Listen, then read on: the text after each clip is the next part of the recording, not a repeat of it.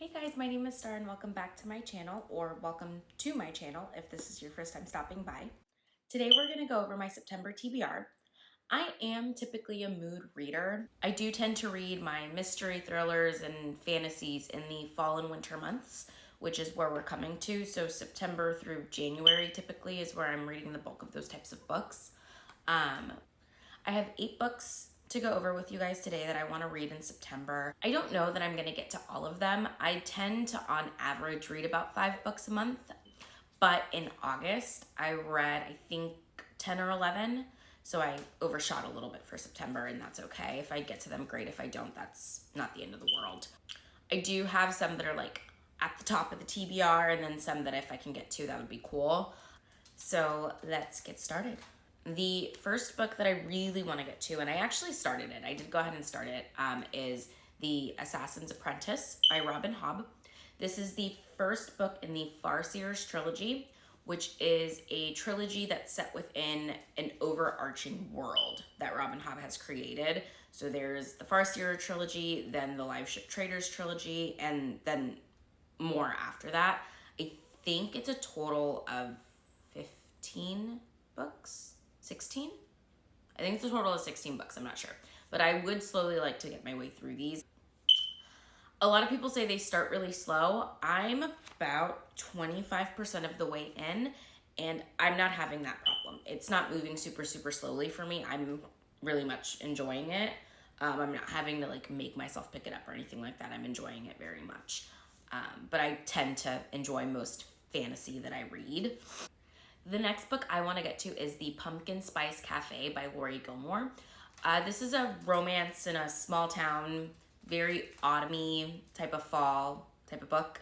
It looks like to me from the cover. I don't know a ton about it. I just know that it is a cozy romance set in a small town, and it looks like it would be in the fall-ish if you go by the cover.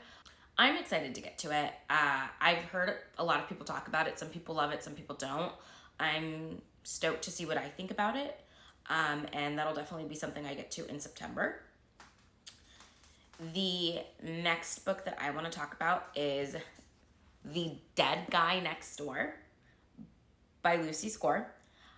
I have never read a Lucy Score book. I didn't read any of her Knock 'Em Out series. I haven't read any of the Riley Thorne books. I have her Knock 'Em Out series, and I want to get to them at some point. They're just really hefty for being a romance book, and that I don't love that. So we'll see.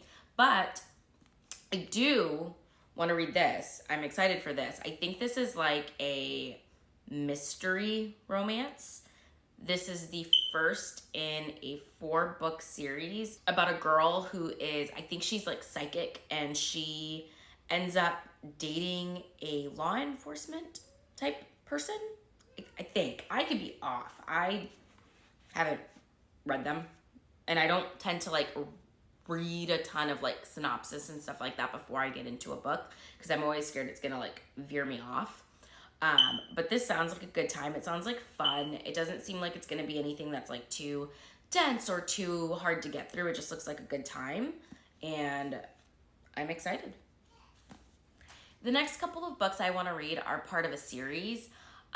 Here's a fun fact. I didn't like ACOTAR. So A Court of Thorns and Roses, I wasn't a fan. I read the first one.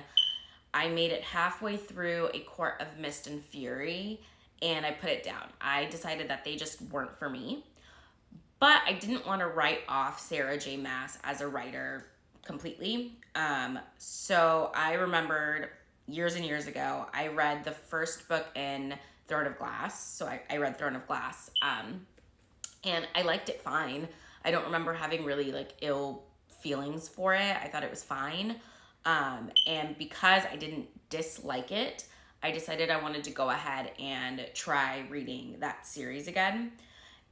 In August, I read the first 2. I read Throne of Glass and Crown of Midnight. And in September, I want to read The Assassin's Blade, which is, I guess, the prequel to Throne of Glass. It's a set of novellas. I think she bound it up. So I'm pretty sure that's what this is. It's all of the novellas banged it up together. And she like turned it into its own novel. I know that a lot of people feel very strongly that you should read this before reading any of the other books in the series. You should read this first and then read Throne of Glass, Crown of Midnight, Heir of Fire. You know, I disagree. I'm a firm believer in publication order. I'm a firm believer in reading a story in the way an author has published the story. I feel like she released them in a certain way for a reason. So that's the order in which I'm reading them. So I'm going to read Assassin's Blade. And then, after I read Assassin's Blade, I want to get to Heir and Fire. I think, right? Yeah, Heir of Fire. So I want to read Heir of Fire. I'm not having a rough time reading them. I read the first two. I gave them both 4 stars. It was a good time for me. I would like to get through the entire series before the end of the year. So I think 2 a month is a good go. I know that they get pretty chunky later on, so we'll see if that slows me down any. They are typically really easy to read. They're fast reads. So I don't know that it's gonna be super difficult for me to get through. The next book I want to get to is a novella that's part of a series. They're all novellas. It's the next book in the Wayward Children series by Shannon McGuire.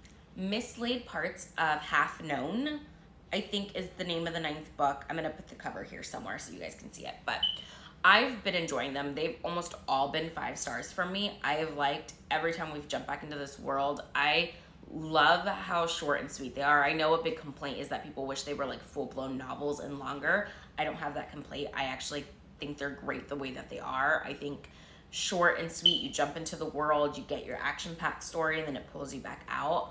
I really like it because it tackles a lot of kind of like hard-hitting, taboo type of subjects with these kids, things these kids have gone through that kind of puts a twist on it and gives you the perspective of the child in these situations that typically we only see as adults, and kind of shows you what it does to their psyche and their mental mainframe, and I'm loving it. One thing I've noticed as I've read along is that I much prefer when we're in the setting of one of the schools.